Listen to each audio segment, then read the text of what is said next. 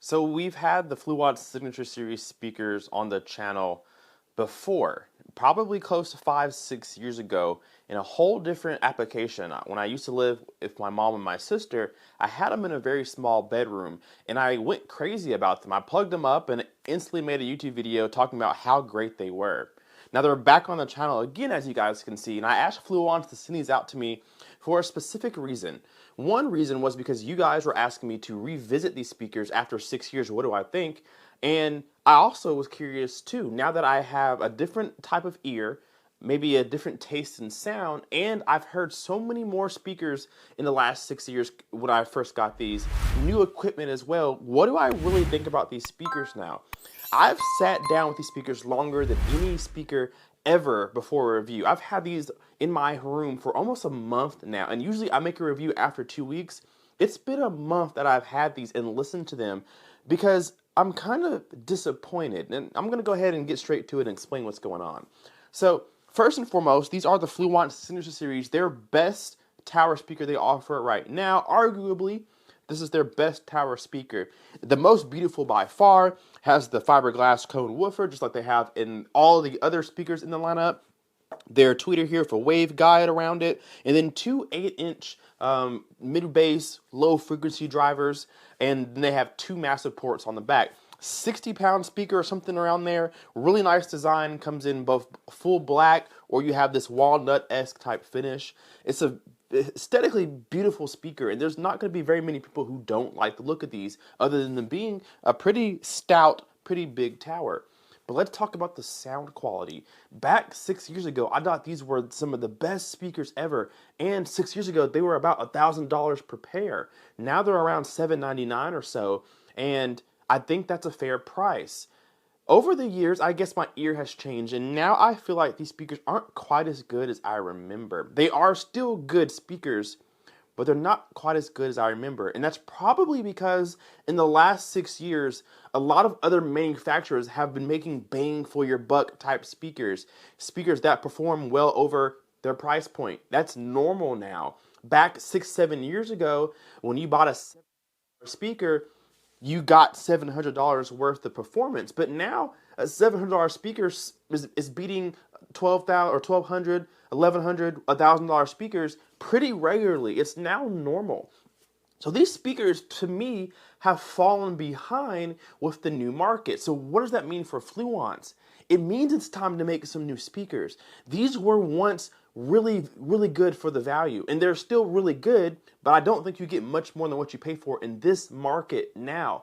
Things like Polk Audio, Klipsch has new speakers as well. Yamo has really competitive speakers. Definitive Technology has really good speakers. New brands like Hecko, they're out there now. Dolly, they have really good speakers too. There is a very competitive market for this value a speaker, $800 for the pair. There are a lot of speakers you can buy at $800 a pair now. And at one point, these were maybe on that top of the list to kind of consider. But I think over the years they've fallen, and that probably leads to my disappointment. Now let's talk about what about these kind of disappoints me. Well, when I first plugged them up and I ran calibration, I turned off all the subs because one of the biggest points that I loved about the speaker was how much bass it has. And yes, it still has a lot of bass, but it's not quite as clean as I perceived it to be 6 years ago.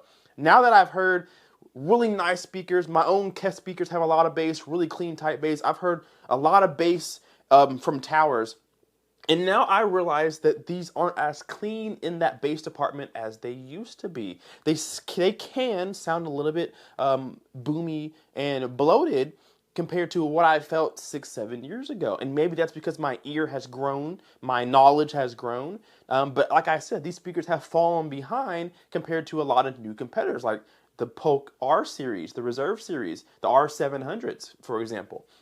So the bass wasn't there for me. There was a lot of it, and I had the ability to tweak it and tune it, so I can make it sound good, but it won't sound great unless you do some Room EQ Wizard or Dirac Live or Anthem Arc or something of the sort. Odyssey, they have their app. you're going to have to tame the bass a little bit because it can be overwhelming in a negative way. So I did that, and then I did get a really clean sound, and it was very powerful still. But that mid-bass 50, 60, 70, 80, 90, 100 hertz area is a little too present, and it makes it sound a little bit boomy, but it can be tamed. The high end is actually very delicate. I do like the high end that you get from these speakers. It's a big speaker, so you expect a big presence, and you get that. And I expect it in the high end just as much as I do in the low end. I expect the treble to keep up with the bass, and it doesn't. The treble isn't as prominent as the bass response in these, but if you dial down the bass tone, you get a pretty nice blend. I was able to achieve that with these speakers, but I was never able to get it completely even like I wanted to. So the high end is there. It's not a bright speaker in my opinion, at least not with my setup in my room. It was very tamed. It was laid back. It had a very lifted and high airy type of sound that I love in a speaker, but it never took control the way that I liked speakers to. The bass was always just what focused. It seems like the focus of the speaker is the bass response.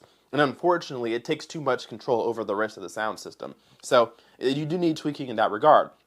Now, mid-range is good. Out of this little speaker here, mid-range is good. Voices do well. Male voices aren't too bloated. Surprisingly, male voices aren't too bloated. Female voices sound very nice. There is a nice full-body sound. So you can very much well use these speakers without subs. As you can probably tell through my synopsis, you can use these completely without subs other than to feel the absolute low end.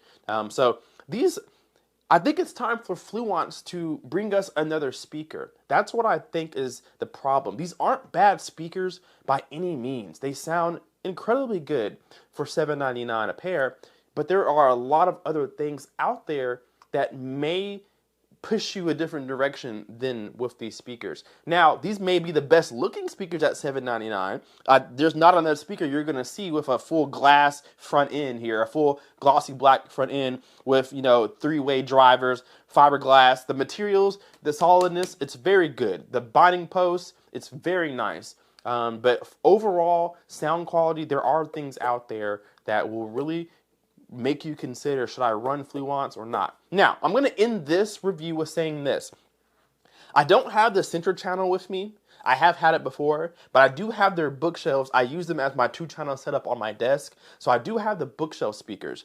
Here's what I want to say about the package as a whole, because you can get the Fluance Signature Series as a home theater setup. 2 front speakers, center channel, surround sounds, bipole, or regular bookshelves, whatever you want to do. You can get the whole package and have yourself a full Signature Series home theater. I think that these speakers are way too good in comparison to all of their other speakers. So if you do get the full surround sound package, if you're looking to use these for home theater and you want matching speakers, I think that's where you start going to things like Polk Audio, like Yamo. You start looking at things from Definitive Technology. You look at Kpaceguy line. There's other things that give you a better home theater experience because the center channel was really small, can sound anemic. The bookshelves have very minimal bass. They all look good and they overall sound good, but if you're looking for a home theater package, that's when these really start to fall behind. If you want this for 2-channel audio, these are true contenders for a lot of other speakers. But when it comes to making a full dedicated home theater system, the center channel and the bookshelf speakers that they offer you don't match up to some of the other center channels and bookshelf speakers that other brands offer you. Therefore, it makes these almost obsolete. If your whole system can't sound good, then it makes no sense to get these speakers if the rest of the system is going to suffer. So that's kind of my complaint, or maybe my opinion on these speakers. They are solid. They're not as good as I thought they were 6 years ago because I was younger and I thought everything was great. I was a bass person, so if it had bass, it was good. But now that I've gotten older, I have better gear to pair these up with. I do see their weaknesses. I do see their strengths too. But my opinion, it's time for Fluance to make a new speaker. It's time for you guys to put this as your older model. This is your older flagship. It's time to make a new flagship because companies out there have stepped up their game. And for $7.99, you can get some really solid speakers that are as good, if not better, than these here. And if you want to pair them with a center channel and surround sound speakers, there are definitely better options than this overall. So that is my overall opinion. I do love these speakers still. They have a soft spot in my heart because this is one of my first steps into hi-fi audio. So I will always love these speakers anyway because they kind of were my stepping stone into home theater. But I love Fluance as a company. They are great to work with. They have great customer service.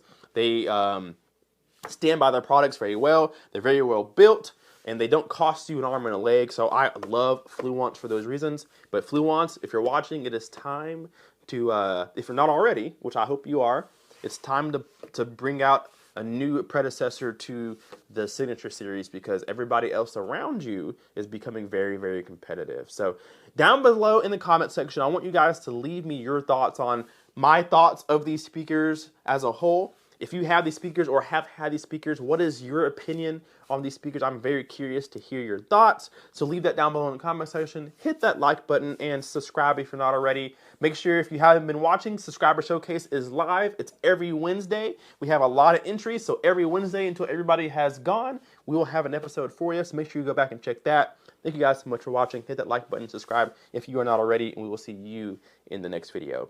Kpaceguy out. Peace. Say I lost my mind, I will keep on holding my head high, even if the sky is falling down.